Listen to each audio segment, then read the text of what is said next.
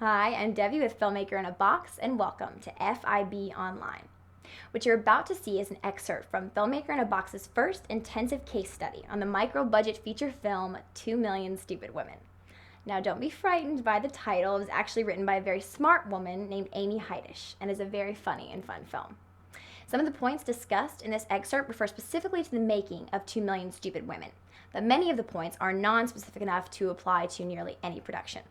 If you'd like to know more about this intensive case study, and there are over 17 hours more of detailed behind-the-scenes information on all phases of development, production, and post, visit filmmakerinabox.com.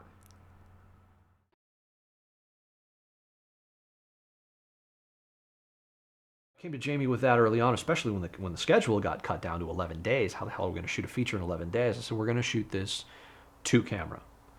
And we're going to shoot it very specifically opposing coverage style. One, amongst the many interesting things about this production, one interesting one was the way we used two cameras. Most motion pictures are shot primarily single camera. That means if I'm talking to another person, we shoot once with a camera looking at me, talking to that person, generally over that person's shoulder. And then we stop and the camera moves around and goes over my shoulder, and then the actors repeat the scene again and we shoot it with the camera looking at them, and then those are cut together to see the two different viewpoints. And generally every scene has multiple viewpoints to it. Typically what you're doing then in two camera coverage is cameras are shooting side by side, and one camera is shooting a close-up while the other camera is shooting a medium shot or a wide or a two-shot of the same actor.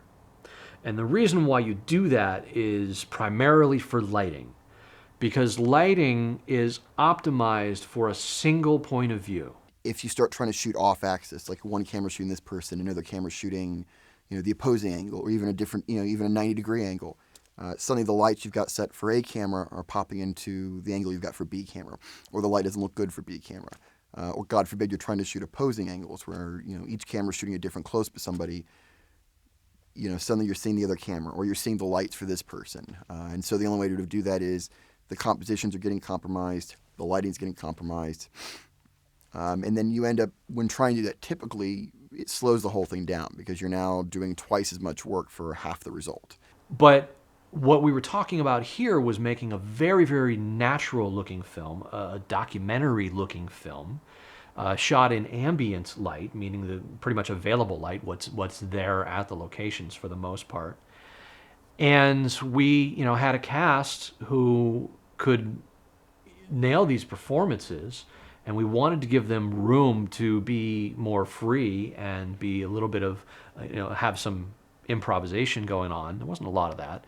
Amy's script was pretty specific, but we wanted to give them the freedom to do that. And the way to do that was opposing camera coverage, which means now your cameras are shooting at each other, basically.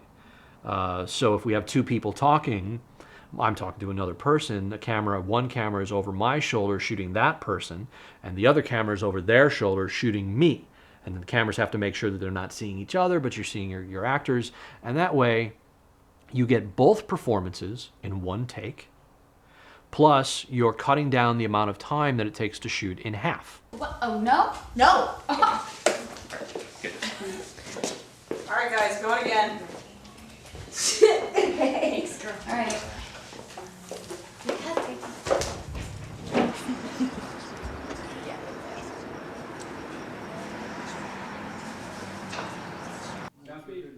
Scene 27 Delta, take 2, AB common slate, marker.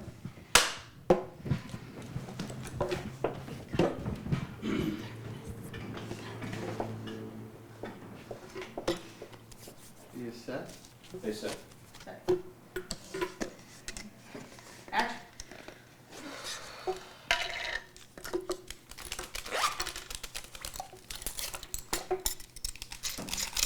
Oh, hey, no, hey. There is no need to make this a Irish coffee. Okay, so why? Why what?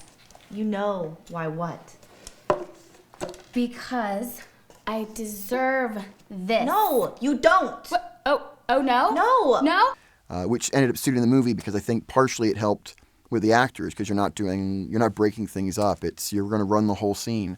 And because of that also kind of puts all the actors on their toes a little bit because at any one point this camera could pan off and find somebody else. So you may not start necessarily on camera, but for all you know as an actor, you could show up on camera at some point.